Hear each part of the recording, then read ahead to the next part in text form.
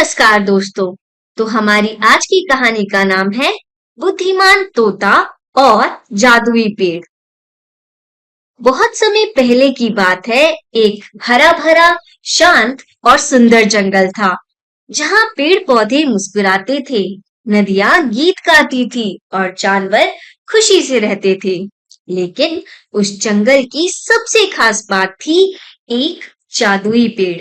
कहते हैं, जो भी उस पेड़ के नीचे बैठकर सच्चे दिल से कुछ कहता, उसे मिल जाता था अपार ज्ञान और बुद्धि। मगर डर के कारण कोई पास जाने की हिम्मत नहीं करता था। इसी जंगल में रहता था एक तोता, जिसका नाम था मिट्ठू। मिट्ठू सिर्फ चतुर ही नहीं था, बल्कि बहुत दयालु और समझदार भी था।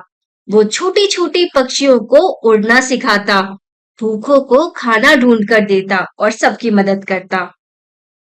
और फिर एक दिन जंगल में आया एक रंग बिरंगा मगर घमंडी मोर, जिसका नाम था मोरन।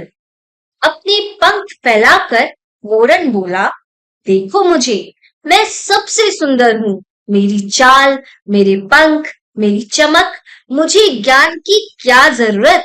सबको मेरी पूजा करनी चाहिए। और वो सीधा जादुई पेड़ के पास गया और चिल्लाया, मैं सबसे महान हूँ, मुझे बुद्धि का वरदान चाहिए। पर जादुई पेड़ एकदम शांत रहा। ना कोई रोशनी, ना कोई आवाज, बस सन्नाटा। सब जानवर हैरान थे। तभी धीरे धीरे उड़कर आया मिट्ठू तोता।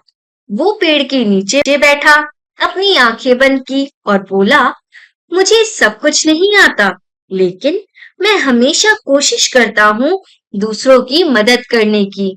अगर मुझे ज्ञान मिलेगा, तो मैं उसे सबके भले के लिए इस्तेमाल करूंगा। और तभी अचानक पेड़ से निकली सुनहरी रोशनी। हवा में एक जादुई संगीत गूंज उठा। सभी जानवर आश्चर्य से देखने लगे।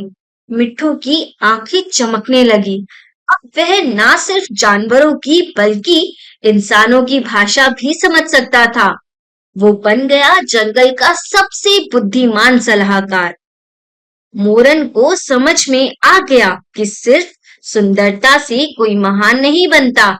सच्चा महान वही होता है जो विनम्र हो और दूसरों की मदद करे। और उस दिन से मोरन भी बदल गया।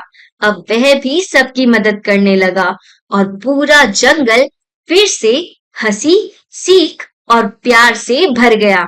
तो दोस्तों, इस कहानी से हमें ये सीख मिलती है कि सच्चा ज्ञान और बुद्धि उन्हें मिलती है जो विनम्र होते हैं और दूसरों की भलाई का सोचते हैं। अगर आपको ये कहानी पसंद आई तो लाइक करें, शेयर करें और चैनल को सब्सक्राइब करना मत भूलें। धन्यवाद दोस्तों।